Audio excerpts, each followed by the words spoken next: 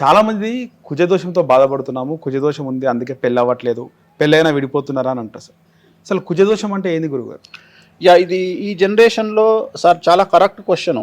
So కుజదోషము అంటే దాని అర్థం ఏంటంటే ఆడవారికి ఉండే దోషాన్ని కుజదోషము అంటాం. ఓకే. ఇది మగవారికి ఉండదు. చాలామంది ఏమంటారంటే కుజదోషం ఆడవారికి ఉంటే మగవాళ్ళని కూడా కుజదోషం ఉండే వాళ్ళని చూసుకోవాలి అంటారు. అది తప్పు కాదా సార్? సో ఇక్కడ కుజదోషము ఆడవాళ్ళకే ఉంటుంది.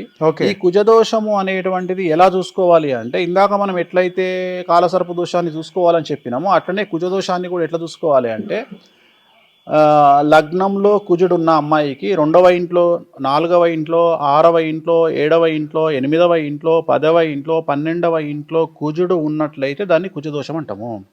అలాగే కుజుడితో పాటు రాహు ఉన్నా, కేతు ఉన్నా, కుజుతో పాటు శని ఉన్నా, శని దృష్టి కుజుడి మీద ఉన్నా దీన్ని కుజదోషము అంటాం. కుజదోషము అనేటువంటిది 66 రకములుగా ఉంటుంది. కుజదోషము విడాకులనియొచ్చు, త్వరగా పెళ్లినియొచ్చు, లేటుగా పెళ్లినివ్వచ్చు, భర్త చనిపోవచ్చు, సంతానం లేకపోవచ్చు, అత్తగారితో దూరంగా ఉండొచ్చు, తల్లిగారితో దూరంగా ఉండొచ్చు. అంటే ఒక అమ్మాయికి కుజదోషం 66 రకాలుగా ఉంటుంది. దాని స్థాయిని బట్టి మనం ఎలాంటి పూజ చేయాలి అనేది నిర్ధారణకు వస్తాము. కొంతమందికి 3 పెళ్లిళ్ళు ఉండొచ్చు, కొంతమందికి 2 పెళ్లిళ్ళు ఉండొచ్చు. ఓన్లీ కుజదోషం అనేది అమ్మాయిలకు మాత్రమే ఉంటుంది, అబ్బాయిలకు కుజదోషం అబ్బాయిలకు ఉండదు. కుజదోషం అనేది అబ్బాయిలకు ఉండదు. అబ్బాయిలకు శుక్రదోషం ఉంటుంది.